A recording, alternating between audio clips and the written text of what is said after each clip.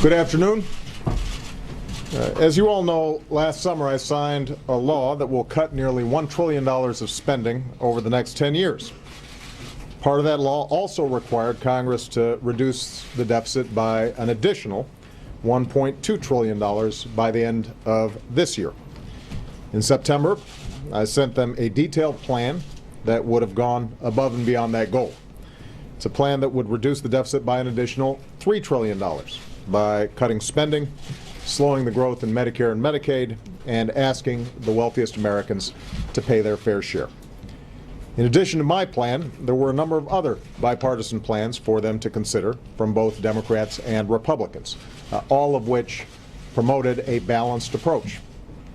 This kind of balanced approach to reducing our deficit, an approach where everybody gives a little bit and everyone does their fair share, is supported by an overwhelming majority of Americans, Democrats, Independents, and Republicans. It's supported by experts and economists from all across the political spectrum. And to their credit, many Democrats in Congress were willing to put politics aside and commit to reasonable adjustments that would have reduced the cost of Medicare as long as they were part of a balanced approach. But despite the broad agreement that exists for such an approach, there are still too many Republicans in Congress who have refused to listen to the voices of reason and compromise that are coming from outside of Washington. They continue to insist on protecting $100 billion worth of tax cuts for the wealthiest 2% of Americans at any cost, even if it means reducing the deficit with deep cuts to things like education and medical research, even if it means deep cuts in Medicare.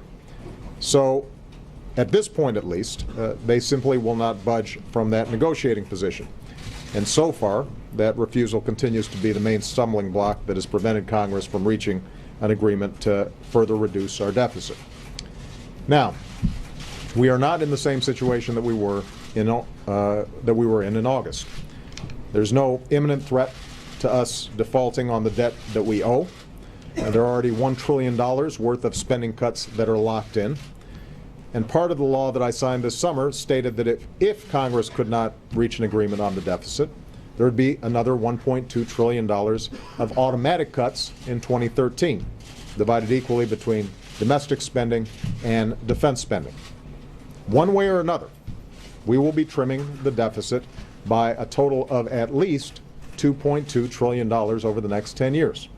That's going to happen, one way or another. We've got $1 trillion locked in, and either Congress comes up with $1.2 trillion, which so far they've failed to do, or the sequester kicks in and these automatic spending cuts will occur that bring in an additional $1.2 trillion in deficit reduction.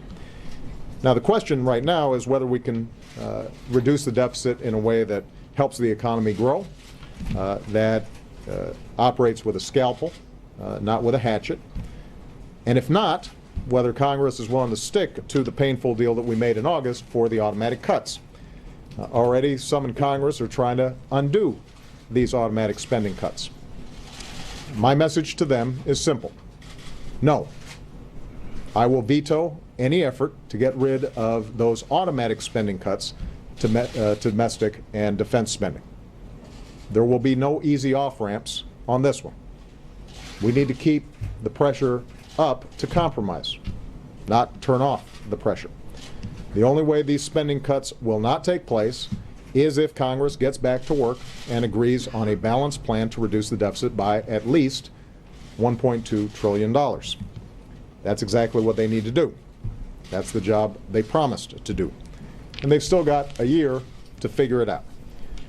Although Congress has not come to an agreement yet, nothing prevents them from coming up with an agreement in the days ahead. They can still come together around a balanced plan. I believe Democrats are prepared to do so. My expectation is that there will be some Republicans who are still interested in preventing the automatic cuts from taking place. And as I have from the beginning, I stand ready and willing to work with anybody that's ready to engage in that effort to create a balanced plan for deficit reduction. Now, in the meantime, we've got a lot of work left to do this year. Before Congress leaves next month, we have to work together to cut taxes for workers and small business owners all across America. If we don't act, taxes will go up for every single American starting next year. And I'm not about to let that happen. Middle-class Americans can't afford to lose $1,000 next year because Congress won't act. And I can only hope that members of Congress who've been fighting so hard to protect tax breaks for the wealthy will fight just as hard to protect tax breaks for small business owners and middle-class families. We still need to put construction workers back on the job, rebuilding our roads and our bridges. We still need to put our teachers back in the classroom educating our kids. So when everybody gets back from Thanksgiving, it's time to get some work done for the American people. All around the country, Americans are working hard to live within their means and meet their responsibilities. And I know they expect Washington to do the same. Thanks. Reach a consensus? Yep.